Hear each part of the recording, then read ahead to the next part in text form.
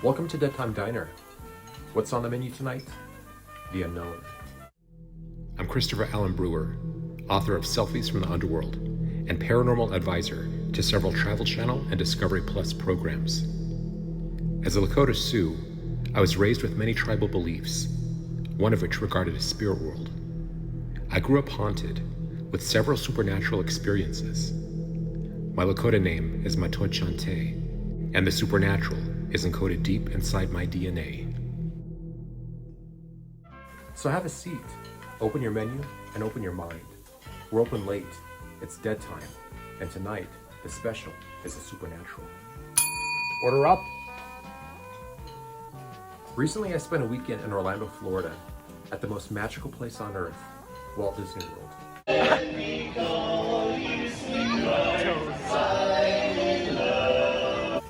I'd heard about the ghost stories centered around one of its parks, the Magic Kingdom.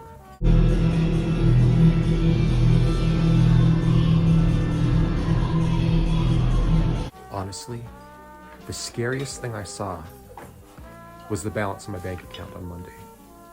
But the stories were interesting.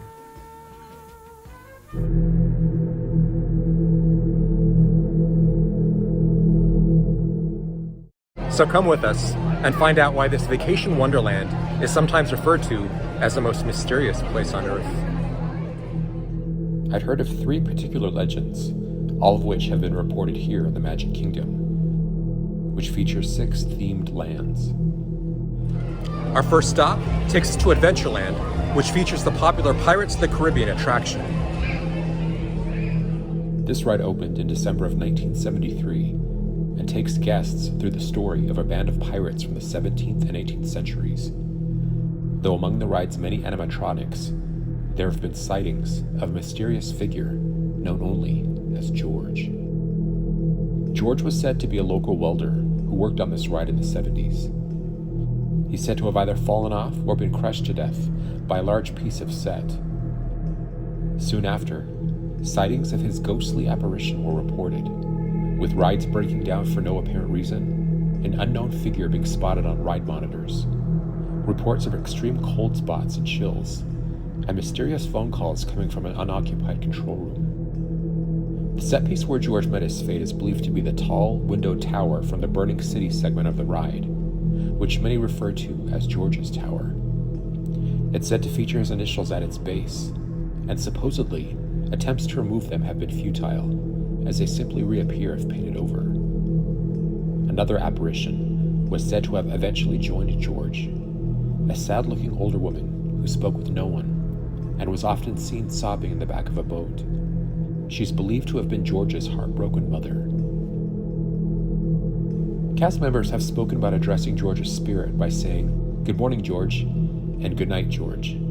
They say that on the occasions where they have not done this, the paranormal activity increases, and there are more ride breakdowns. And in the part of the ride where a guest passed the dog with the keys in his mouth, there's a door known as George's Door, which if not properly shut, results in more antics from this mischievous spirit. Skeptics have claimed that there are no actual reports of a crewman killed on this ride in the 1970s. So what's the real story? Well, as the ride goes, dead men tell no tales. Mark Welby, dead men tell no tales. Our next stop takes us to Liberty Square, home of the legendary Haunted Mansion. Different than its other counterparts in Disneyland and Tokyo, this particular attraction is more characteristic of a Gothic revival-style mansion, and it has been a staple of Walt Disney World for over 50 years, opening in October of 1971. Recently refurbished for the new Haunted Mansion film, this popular attraction treats guests to many supernatural sights, some of which are said to be real. Of the 999 happy haunts who live here, there is one spirit that is not officially listed, but one that continues to make regular appearances nonetheless.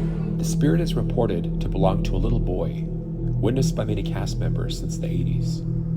One witness claimed to have seen an unknown child staring at him from a doom buggy, who vanished just a moment afterwards. More common are his cries, heard by several employees and guests. Who is he? It's a well-known fact that the ashes of many people have been illegally spread here in the dark over the ride's long history. How many of the spirits sighted here, and the spooky sounds heard, have been more than just animatronics, projections, and holograms? Another legend concerning this ride says that the original spell book featured in the seance room was a real book of witchcraft from the 14th century, one filled with actual spells and responsible for the reported strange activity in this area. The book was said to appear and disappear, and cast members supposedly used to have trouble keeping it upright. Apparently, the book caused so much trouble that it was eventually replaced, while others say that it was no more than a prop created by Disney Imagineering. After exiting the ride, I took my phone out and was surprised to discover that several strange pictures had been taken. I had not been pressing any buttons, and this has never happened in all the years I've owned this phone. Was this evidence of something supernatural? In this haunted house, anything is possible.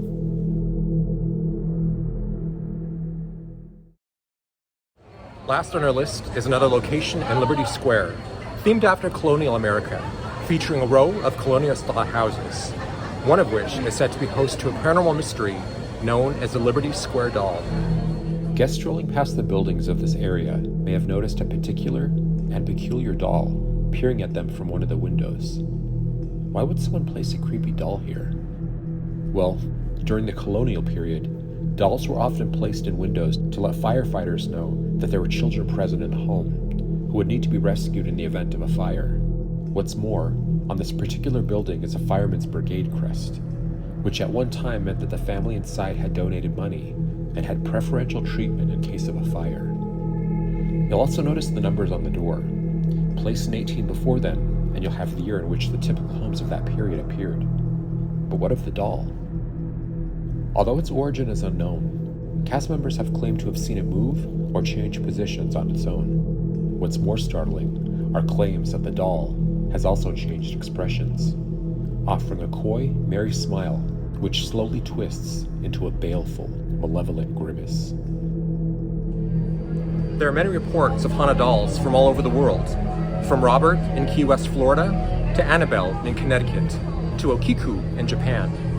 Is this doll another?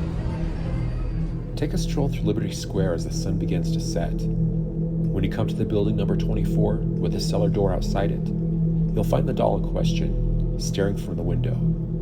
Though who can say if she'll offer you a smile or something more sinister.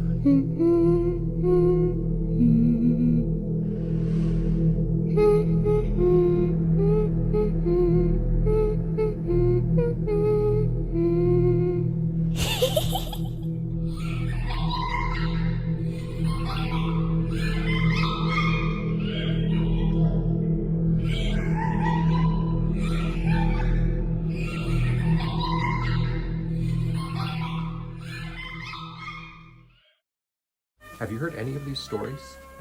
Have you ever seen the doll change expressions? Feel free to sound off in the comments. Don't forget to like and subscribe. And thanks for watching. See you next week.